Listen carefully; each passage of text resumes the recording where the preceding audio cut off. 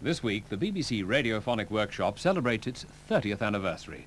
The electric music machine takes a behind-the-scenes look at some of the work done in this busy department.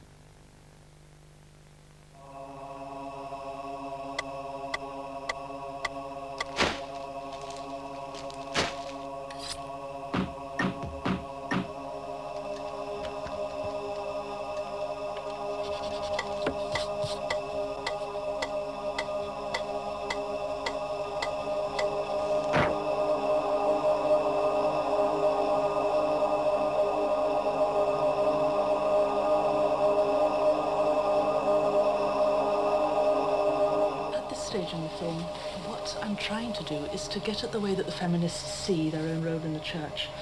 And for some of them that's fairly sick and distorted, so you can see the pictures sort of show it in a slightly distorted way.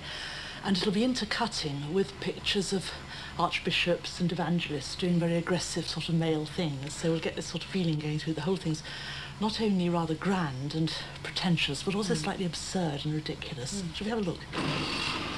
You can see the kind of things we've looked at.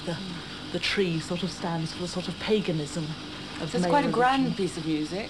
Yes. But also slightly off-key, offbeat. Yes. It's the absurdity is what I want to come out, like a sort of mad dance. Seen through the woman's point of view. Exactly. As if they're looking at a pagan rite, which I think a lot of them feel, and that the women themselves represent the true church. This was an unusual programme in the sense that there was 5 hours of some of the first shots of the Second World War that had been seen in colour film that was discovered in America. We had to say military, but we also had to say it was a more of a personal war story. And so I thought really it would be rather nice to counterbalance the percussive elements with something quite lyrical like a flute, which would actually hopefully take it away from the martial stuff of war films.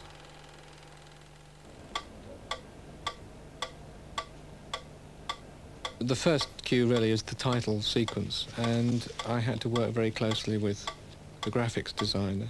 We both agreed after a long session one Saturday morning on various cue points that would happen during the course of these titles.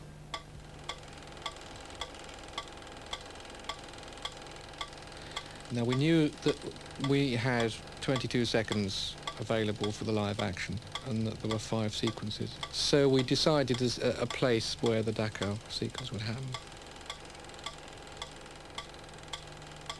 And we decided, obviously, when it would start and when the titles would come up. So I had 3 definite cue points.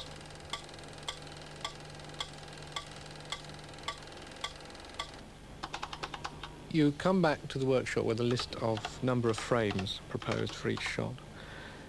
I then put it through a device known as Sync Writer. You would punch in total frames, and so in this particular instance we had what ended up by being called Map Spot, which was Howard's first frame, would be a spotlight coming across the map of Europe. You then got an animated arrow, which is the first moment that the journey starts. So from the Normandy beaches, the arrows would animate down and round to Berlin.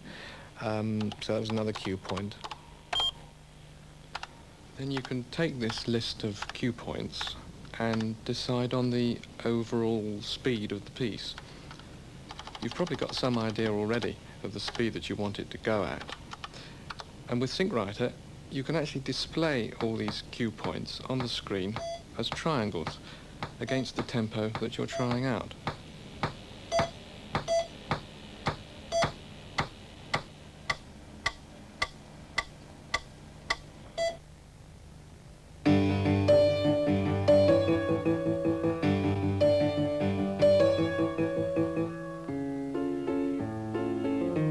In the end, I started writing at 11 o'clock on the Thursday evening.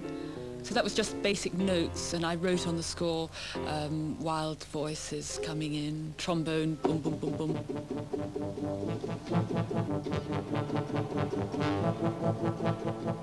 And then on the Friday morning I came in and I worked right through the day and finished it at about 5 o'clock.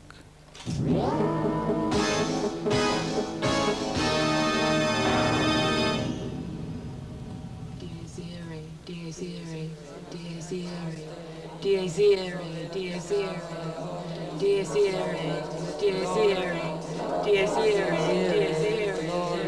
Dies Irae, Dies Irae, Dies Irae.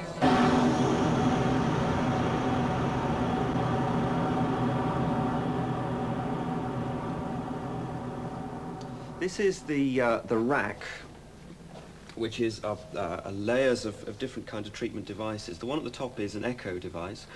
So if I use my own voice, you can hear that that's quite a small room. It's really nothing more than a sort of oil drum. You go up the rooms. There is a small hall, church hall perhaps. There is something near a concert hall, something like that.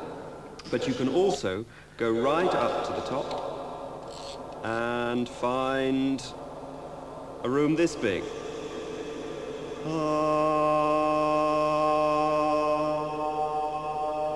And you can freeze sounds in there. You can freeze it and then enter another one. And another one.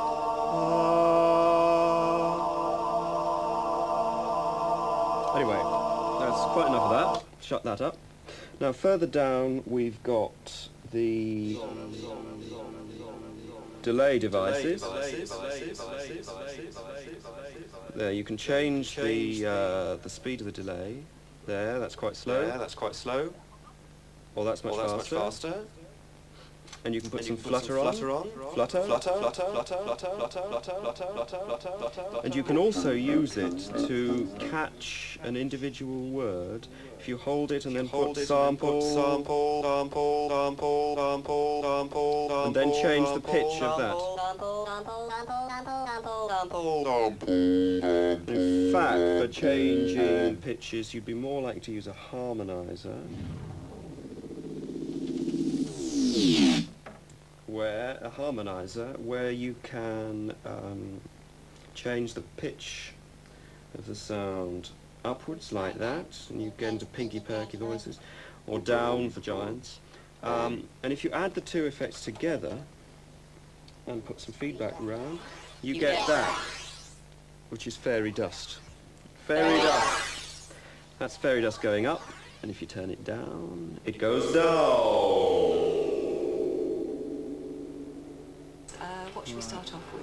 What about funky chicken? Yes, we do that 3 times, don't we? Yeah, it's in the The programme. funky chicken. Yes, well, it's our name. Fine. So you're going to show me the movement. Yeah, all right, let's start with the movement. Perhaps if I give you something to give a tempo. Funky chicken. So Right. let's see. Okay, 1, 2, 3, 4. 1, 2, 3, 4. 1, 2, 3, 4. Well, that's not bad for practicing, is it? Actually.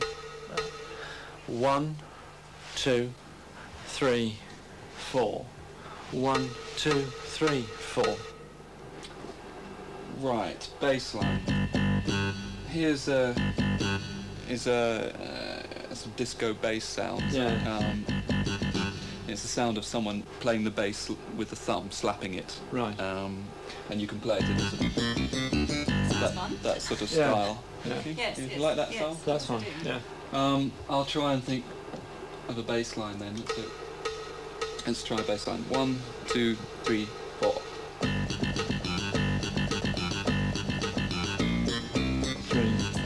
4, 1. Yes, that's all right for practicing. Let me try it up to speed.